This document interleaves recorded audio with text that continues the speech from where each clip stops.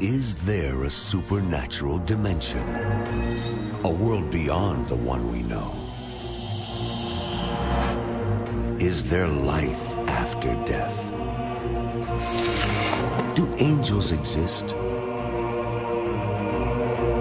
Can our dreams contain messages from heaven? Can we tap into ancient secrets of the supernatural? Are healing miracles real? Sid Roth has spent over 35 years researching the strange world of the supernatural. Join Sid for this edition of It's Supernatural. Hello, Sid Roth here. Welcome to my world, where it's naturally supernatural. I just hope that you can breathe in, and you can breathe in the rarefied air of heaven. Because wherever that air is, there's healing. It's a river. And there is a river in this studio. I know that your whole paradigm for end times is about to be turned upside down. Why? Because you have been instructed man's opinion from the West, his understanding of end-time Bible prophecy. What if you looked through the lens from the East, where the Bible was originally written? You would have an entirely different end-time perspective. But here is the thing I want to caution you, and I want to warn you. Study the Scriptures, show yourself approved, and think for yourself. Amen.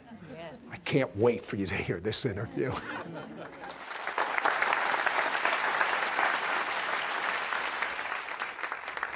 I have a guest that in his wildest imagination, he never thought he would be sitting opposite a Jewish man and loving him. Why? He was born in a city that you're very familiar with, Bethlehem, as Micah says, Bethlehem of Judea. And he was raised to hate the Jew. He was raised to be a terrorist bomber. He actually released a bomb, I believe it was in Bethlehem. You wanted to kill Jewish people. And the thing that I find very, very interesting is you came to the United States and you were with an organization that was a forerunner of groups that we hear in the news all the time. A forerunner of Hamas, Al-Qaeda, the Muslim Brotherhood. I mean, we hear this in the news all the time. A lot of the Middle East countries, their new freedom is allowing them to vote, and many are getting into office from the Muslim Brotherhood. What were you taught by this organization in America? Why were you part of it? Well, you said it. I wanted to kill Jews. In America, we were planning for jihad in America, for destruction, mayhem, and all kinds of things. What part of kill Americans don't get? The Council of American Islamic Relations that says we are a peaceful entity was born from the IAP, Islamic Association of Palestine, branch Hamas in the U.S. Hamas was active in the U.S. My mentor, Jamal Saeed, he was a colleague of Abdullah Azzam. Most Americans don't understand. I say those names like Abdullah Azzam. Abdullah Azzam was the godfather of Al-Qaeda. Most Americans don't know that the real godfather of Al-Qaeda was not a Saudi. He was a Palestinian from Jenin. Well, let me ask you about this Muslim Brotherhood, because they seem to be winning a lot in the elections in these new democracies in the Middle East. They appear, I mean, they're accepted in the United States, on our television, in the White House. Are they kind of peace-loving as opposed to radical? Absolutely radical. There is no such thing as peace-loving Muslim Brotherhood. Muslim Brotherhood is the umbrella organization that gave birth to all the Islamic terrorism. I know, but they appear to be peace-loving. Well, they play the flow chart. You know, there's a very simple flow chart. Do an uprising, the people uprise, the governments begin to clamp down on the uprising, then the media goes there and begins to film from CNN, BBC, and all these things. Then they begin to call for democracy. And then, of course, you know, what better word to use for the West? We want democracy. And the West is happy to think, well, wait a minute, maybe what we are having here is Islamic democracy. So Islamic democracy is like saying capitalistic communism. It doesn't exist. So the West is basically fooled by the words of democracy. 75% of the Egyptian government now is, in the parliament, is Muslim fundamentalist. And then, of course, after they take over the government, out with democracy. In the Middle East, yeah, sure, they'll use democracy. It's one man, one vote, once. And that's it. Okay. The description from the Muslim holy books of their Messiah is a mirror image of the Christian description of the Antichrist. Why do you say that? Absolutely. Everything about the Islamic Messiah. Islam is not void from Messianism, by the way. They have what is called the Mahdi. The Mahdi, by the way, is a Messiah to both Sunni and Shia. All Muslims must believe in this coming Messiah. And everything in the Bible that talks about what is called the Antichrist is there in Islam about the Islamic Messiah. If Daniel talked about the Antichrist making a 7-year covenant, Islam taught about the Mahdi creating 7 years of peace. If it talks about some of the martyrs that were beheaded or Israel being invaded by the Antichrist, Islam taught how the Mahdi will even unify Turkey and Iran to advance against Israel. Let's see, Gog and Magog rings a bell here. If it talks about the Trinity in the Bible, Islam says that the Mahdi will come and denounce the Trinity, that they will come and they will destroy the cross. They will break the cross. From everything in Daniel, Revelation, you can think of. The rider of the white horse in the book of Revelation. By the way, Muslims take pride about what's in Revelation regarding the rider of the white horse. That's the Mahdi. That's Imam Mahdi to the Shia. That's the Mahdi of the Sunnis as well. So in every aspect in the Bible, when you read Antichrist or the man of sin, and you look at the definition of the man of sin, it is in Islam. Listen, you were able to think outside of the box to become a believer in Jesus. Wait till you hear as he thinks outside of the box, confined only to the words of the living God and looking through the lens of the East as opposed to the lens of the West, some conclusions he comes up with, you will be literally shocked. Don't go away. We'll be right back. I'm shocked by the conspiracy of silence by the news media concerning the dangerous results about the recent election in Egypt. On June 24th, by the narrowest of margins, only 51%, a member of the Muslim Brotherhood, Mohammed Morsi, became president-elect of Egypt. One of his main spokesmen shared before thousands the ultimate goal of Morsi's election. Quote, "Our capital shall not be Cairo, Mecca, or Medina. It shall be Jerusalem. Our cry will be millions of martyrs march towards Jerusalem. Yes, Jerusalem is our goal. We shall pray in Jerusalem, or else we will die as martyrs on its threshold." End quote. On top of this shocking declaration, Iran has announced future joint military exercises in the Mediterranean with Russia and China. What a dangerous alliance. These are such dangerous times for Israel and for the world. We must understand that the events we are now reading in our newspapers and watching on television newscasts are predicted in the prophecies of the Bible. We'll be back with Walid Shoebat in just a moment. We'll be right back to It's Supernatural. We now return to It's Supernatural. I am amazed at the revelation that God has given my guest, Walid Shoebat. I'm absolutely overwhelmed. I have to ask you this question. Most Christians in the West have read the Left Behind series, Hal Lindsey books, Dallas Theological Seminary, and they have ABC. This is what's going to happen in the end times. When you talk before a group of people that have that whole scenario inside, and that's the way it's going to happen, it's like a photograph, how do you change their mindset? I go to bookstores galore. I go to the airport all the time, and I see all the books, you know, fiction, fiction, fiction, fiction, fiction, fiction, fiction, fiction, fiction, fiction, as long as the eye can see. Then you have history and some, you know, but it's fiction. I mean, even everybody knows Hal Lindsey would know, Tim LaHaye would know this is fiction. It's Christian fiction. The Christian fiction becomes the issue. It's very easy for me to convert the Christian fiction prophecy paradigm into biblical prophecy, in real biblical prophecy. And that is, once we look at the literal references in the Bible, just the little references, let's put Daniel aside, let's put Revelation aside, since it's filled with allegory. If you could ask a couple of questions to these people, what would you ask them? Well, question number one, which no one in the world can answer, really. Question number one, out of all the literal references in the Bible, okay? Not the allegoric, every literal country mentioned in the Bible that God deals with in the end times, what are they? No one can tell me they're not Muslim. Every single one of them is Muslim. I know people can argue over Gog, Magog being Russian. But wait a second. Where did we get this whole European Union thing? Well, in the 70s, you know. The 70s? Yeah, Hal Lindsey became, you know, and Tim LaHaye, you know, these guys made it popular. So Greece joined as a 10th nation in the European Confederacy.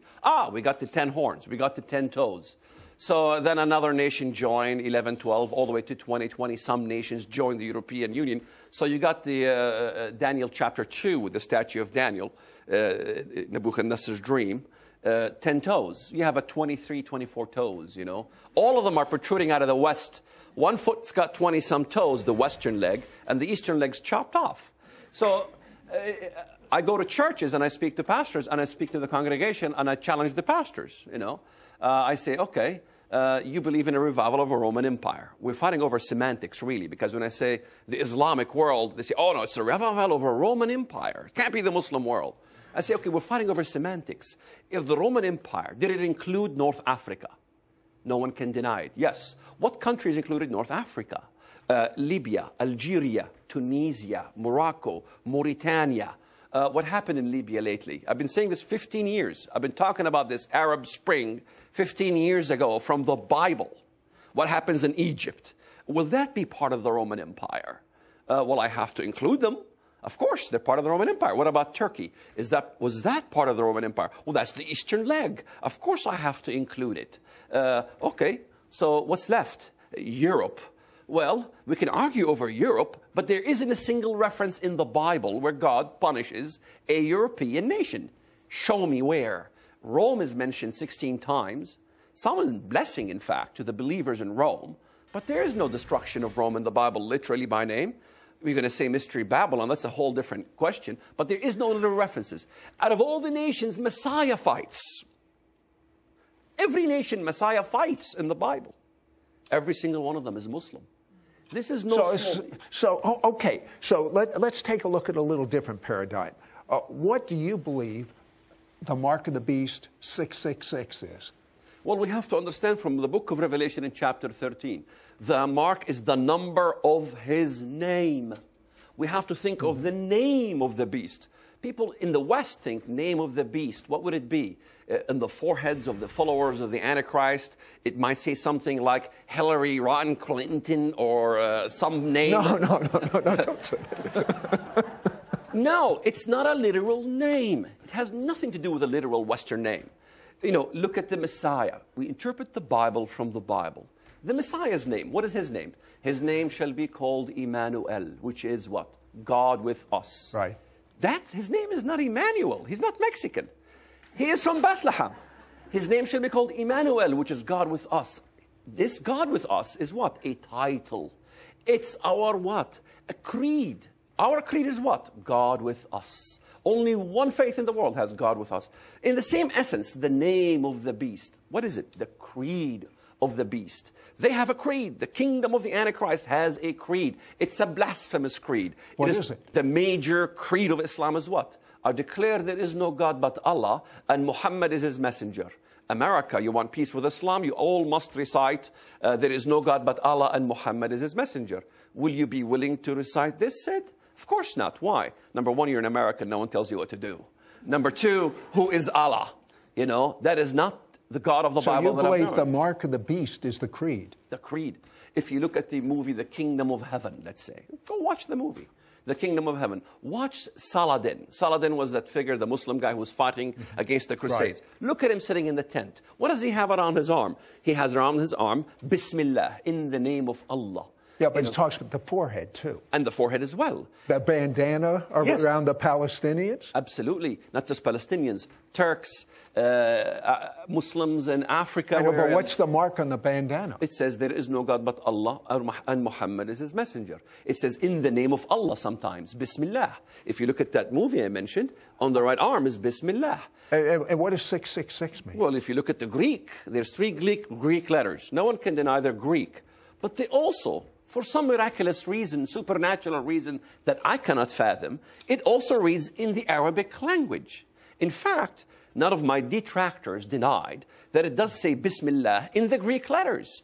Which means? In the name of Allah. So 666, the mark of the beast, yes, is on the forehead or the arm, the name of Allah. In the Greek, it reads it that way. Wait till you find out what he has to say the Bible shows us in reference to Allah and the crescent moon. Don't go away. We'll be right back.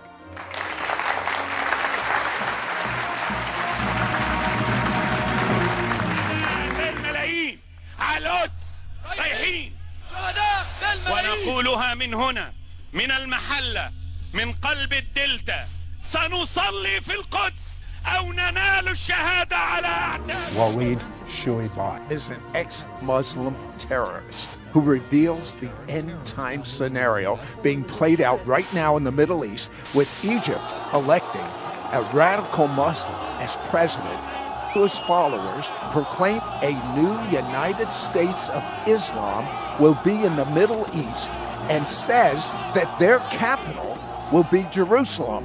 We'll be right back to It's Supernatural. We now return to It's Supernatural.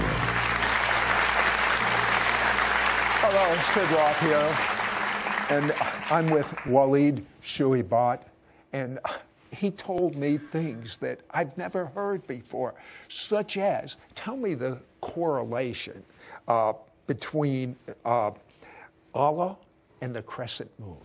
When most Westerners read Isaiah 14, where it talks about Lucifer, they look at the English translation, Lucifer. You know, I go to the Hebrew. The Hebrew says, Hilal bin Sahar. How art fallen from heaven, O Hilal bin Sahar. Hilal is the word for brightness, and it's also the Aramaic, Hebraic, Arabic word for crescent moon.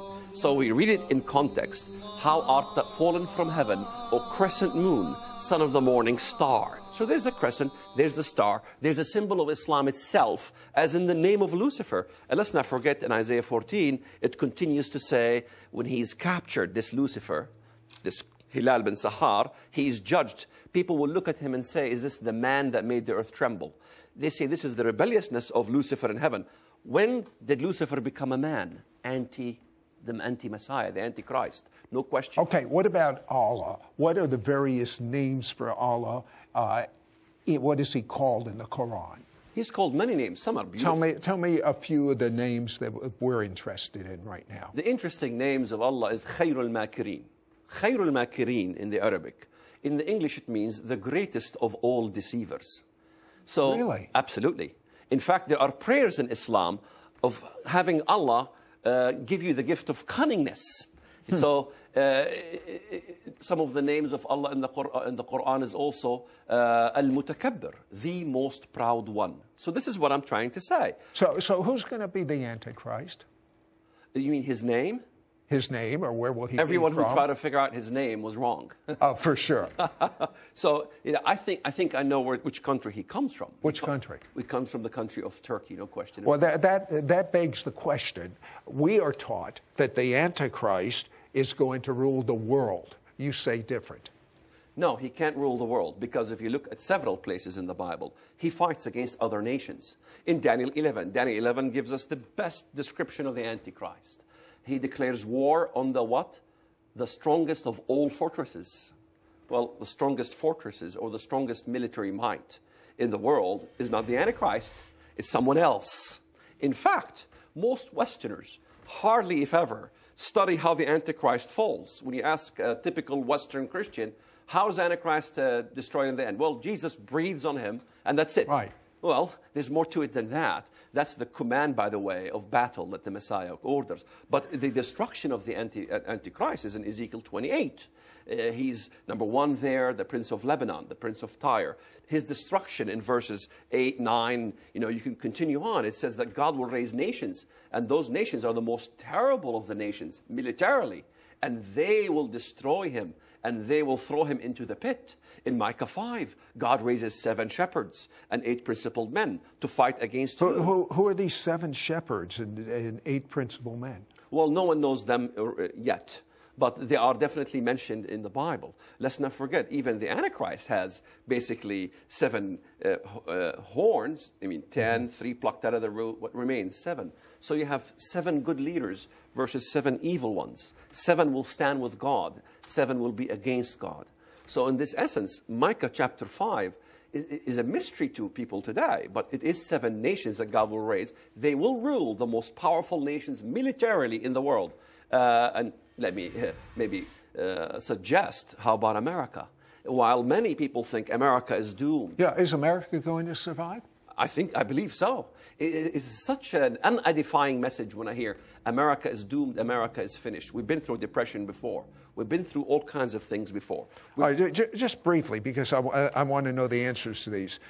Is oil mentioned in the Bible? Absolutely. How can anyone deny Isaiah chapter 34, in which God destroys Edom? Let's not forget. What is Edom? Ezekiel 25. Edom is what? What country? Arabia. Okay. Absolutely. And, because Ezekiel 25 tells us Edom is from Teman to Dedan. These are biblical cities that are in Arabia. And then in Isaiah 34, it says about this place in Arabia, it becomes what? A burning pitch. It will burn forever and ever.